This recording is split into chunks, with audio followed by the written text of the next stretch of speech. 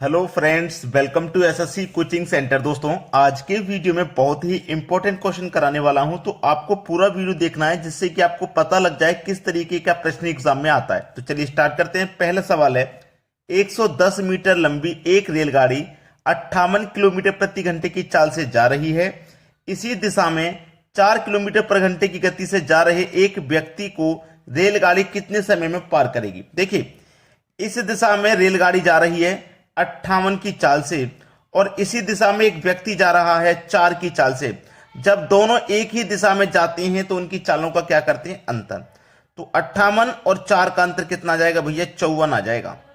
अब इस 54 को हम क्या करेंगे, ये 54 किलोमीटर प्रति घंटा है, इसको क्या करेंगे, देखो आंसर सेकंड में पूछ रहा है, तो इस चाल को मीटर पर सेकंड में चेंज करेंगे तो कितने से मल्टीप्लाई करेंगे, 5/18 से।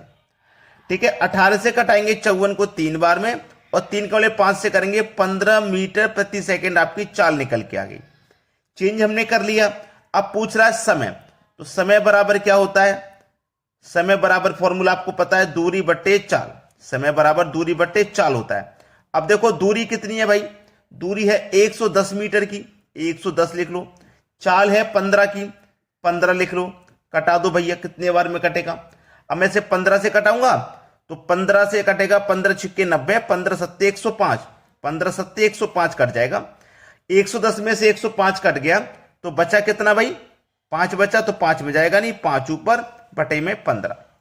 अब इसको काट सकते हो, 5 एकम 5, 5 त्रिका 15, तो 7.1/3। देखिए किस ऑप्शन में, 7.1/3 बी ऑप्शन में दिया गया है। यही आपके सवाल का बिल्कुल सही जवाब हो जाएगा।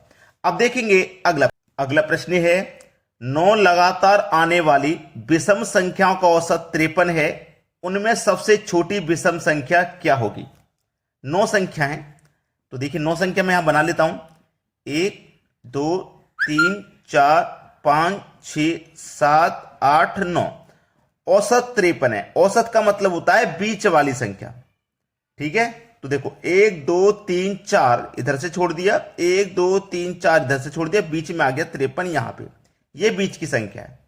और लगातार संख्याएं विषम, तो देखो 53 के बाद में विषम क्या आ जाएगी, 55, 55 के बाद में 57, 57 के बाद में 59, 59 के बाद में आ जाएगी 61, 53 से पहले 51, 51 से पहले 49, 49 से पहले 47 और 47 से पहले 45। ठीक है, क्लियर।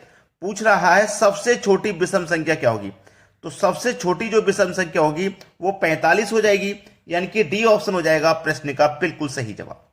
सभी को समझ में आ गया। अब देखेंगे अगला प्रश्न। अगला प्रश्न है, ए बी सी डी एक चक्रीय चतुर्भुज है। ए बी और डी सी जब बढ़ाई जाती है तो ये पी पर मिलती हैं।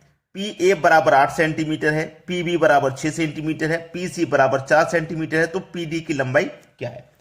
एक चक्रीय चतुर्भुज उसने बोला है, तो देखिए कैसे बनाएंगे, समझ लीजिएगा। प्रश्न को समझा जाता तभी हल होता है वो। एक सर्कल लेंगे, इसमें बनेगा चक्रीय चतुर्भुज इस तरीके से। ठीक है, इनका नाम हो जाएगा ए बी सी और डी।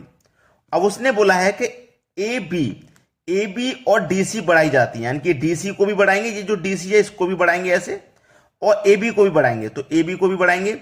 तो हम ये दोनों को जब बढ़ाएंगे तो उसने बोला ये पी पर मिलती हैं, तो यहां ये दोनों जब मिलेंगी तो यहां पी पॉइंट पर मिलेंगी। दोनों को जब बढ़ाएंगे तो ये पी पॉइंट पे जाके मिल जाएगी। ठीक, अब उसने बोला है पी पर मिलती है, पी ए बराबर 8 सेंटीमीटर, पी ए यानी कि ए पी, ये वाली दूरी ए से पी तक की दूरी 8 सेंटीमीटर है।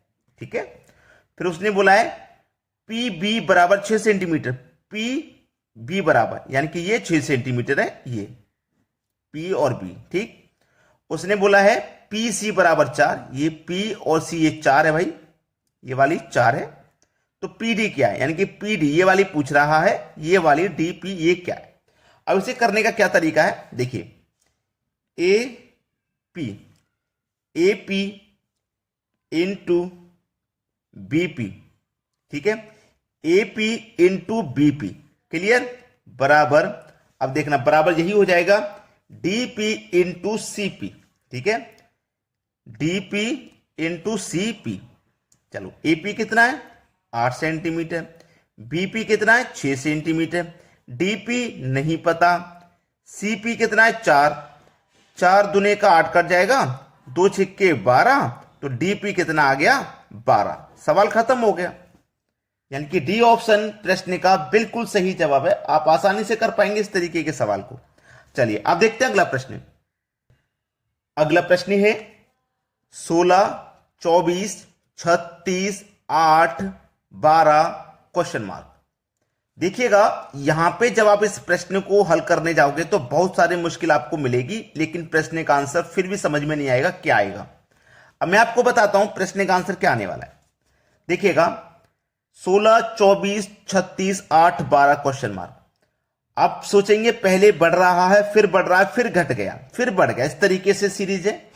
यहां पे आपको क्या करना है, आप यहां देखेंगे कि ये 16 है और ये क्या है मेरे पास 8, ये 24 है, ये क्या है 12, ये 36 है, तो ये वाली संख्या मुझे मिलेगी। इस तरीके से आप सोच रहे हैं, ठीक है।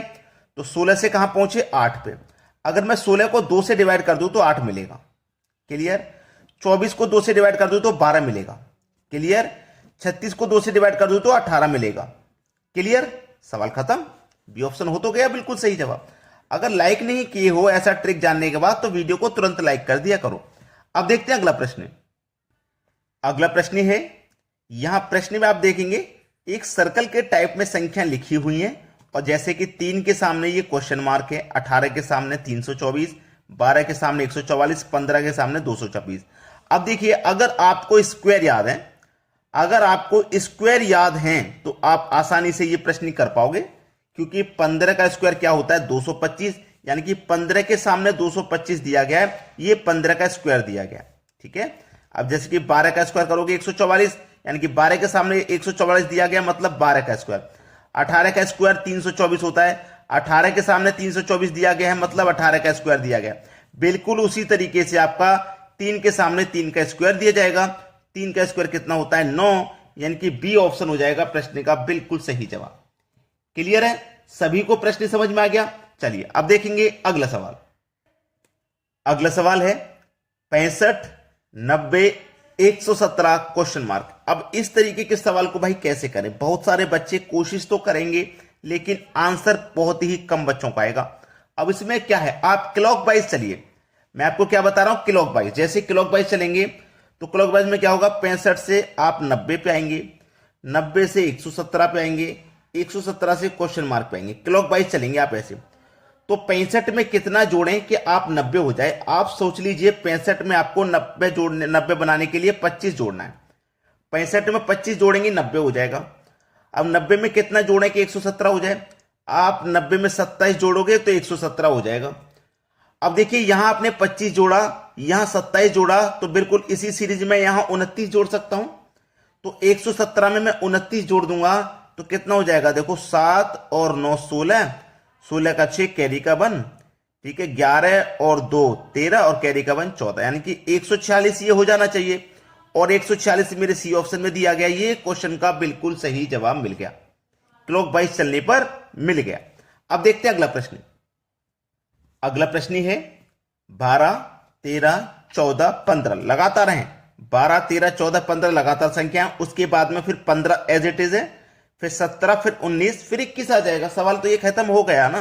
देखो यहां एक बढ़ गए, यहां भी एक बढ़ गए, यहां भी एक बढ़ गए, अब हमें एज इट इज मिला। अब यहां हम 2 बढ़ गए, यहां भी 2 बढ़ गए, फिर यहां भी 2 बढ़ेंगे। सवाल तो 21 आंसर हमको मिल ही गया, कुछ इसमें मुश्किल नहीं थी। कोई मुश्किल दिखाई दे रहा मुझे तो कोई भी मुश्किल इस प्रश्न में दिखाई नहीं दे रहा। तो ये सवाल सभी को समझ में आ गया। तो अगर आपने हमें लाइक नहीं किया, अभी तक वीडियो को लाइक नहीं किया या शेयर नहीं किया, तो शेयर कर दिया करो भाई। और कमेंट में अपना क्वेश्चन हमें लिख के बता दो, जो क्वेश्चन आपसे नहीं हो पा रहा है कमेंट में लिख दीजिए, उसके ऑप्शन भी सेंड कर दीजिए, तो मैं उसका आंसर वीडियो में बना के बता दूंगा। ठीक है दोस्तों, धन्यवाद।